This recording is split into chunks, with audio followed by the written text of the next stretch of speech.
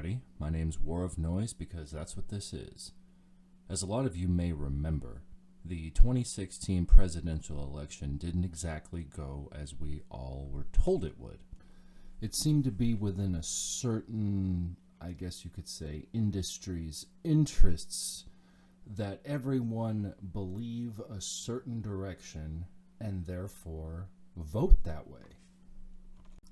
And after the catastrophic, reality-shattering results, we were all given an ongoing, non-stop barrage of noise, all centering and focusing around the same thing over and over again.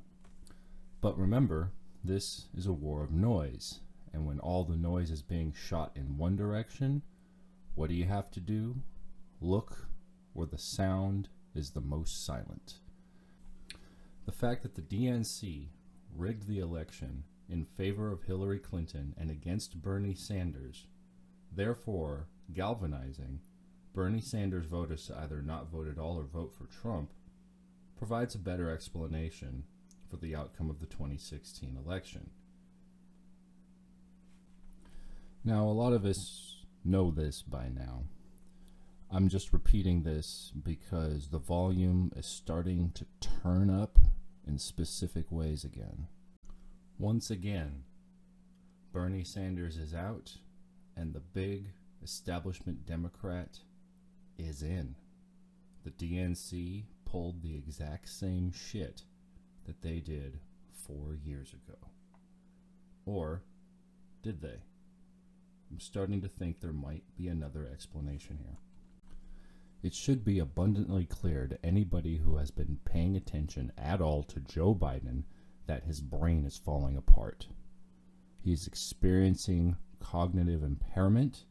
It looks like he's developing Alzheimer's or becoming senile, something, I don't know, but it is pretty obvious that the man's brain is starting to stop working. Furthermore, there's an obvious out-group preference of white voters who do not want an old white man as a presidential candidate. Add all this up, it doesn't make a lot of sense why the DNC would push him up to the front, unless you pay attention to the noise and take notice of a peculiar rise in Stacey Abrams.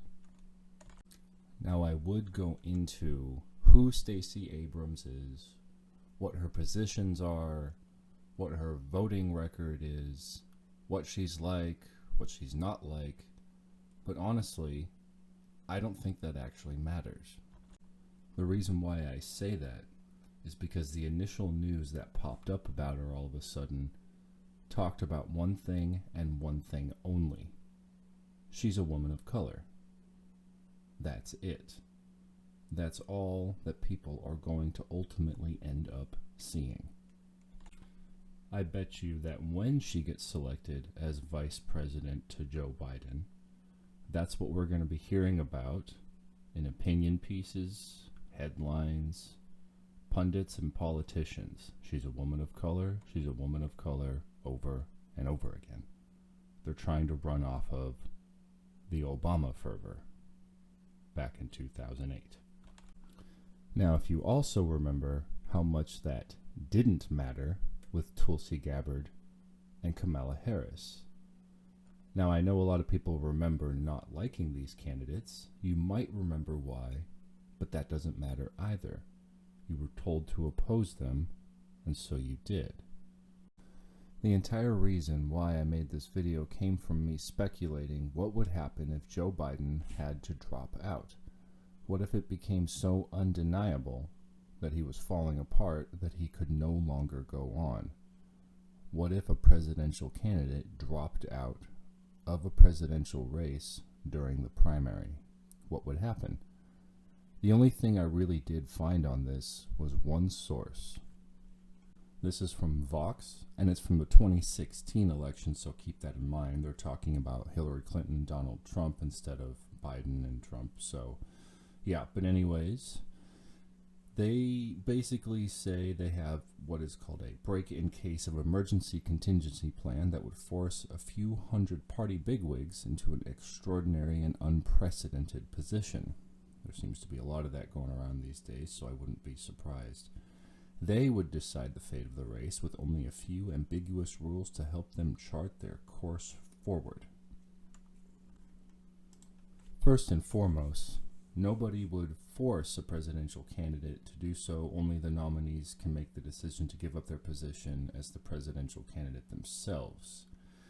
But if they did voluntarily decide to step aside, they wouldn't be allowed to pick a replacement, nor would the voters. Keep that in mind. Either party would use a system a little like the Democratic Party superdelegates, but on steroids, quote unquote. The members of the party's national committee would get together to vote for whomever they want. The candidate with the majority of votes from the national party committees, which consist of 350 people for the DNC and 150 for the RNC, would then become the presidential nominee. The national committee would pick pretty much anyone, and I think they would pick Stacey Abrams. Who knows what's happened behind the scenes? Who knows what deals have been made? Who knows what people are talking about? But the fact that every single presidential candidate, including Sanders, dropped out and said, "I now support Biden," was just really, really fishy to me. So this tells me that something's going on. Stacey Abrams fits the race card profile, and I would assume that she fits what the DNC wants. Keep in mind, all of this is in an effort, I think, to avoid allowing the radical left to take over the Democratic Party, because they are indeed a threat to the establishment. The progressive left has constantly called people like Biden and Hillary and the majority of the DNC centrists or even conservatives, because their parameters of what's normal is them and everyone else is right wing. So the DNC is trying to prevent basically a Tea Party takeover, but on their side. Now, honestly, I actually think that the DNC and the mainstream media and everybody in that big collective doesn't actually want to win. But that's another video for another time. For now, what I see coming is Stacey Abrams becoming the vice presidential candidate, Biden dropping out, her getting nominated by the DNC to become the presidential primary candidate against Trump.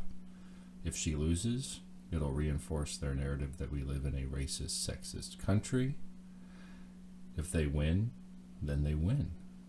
So we'll see what happens. Until then, tune out next time.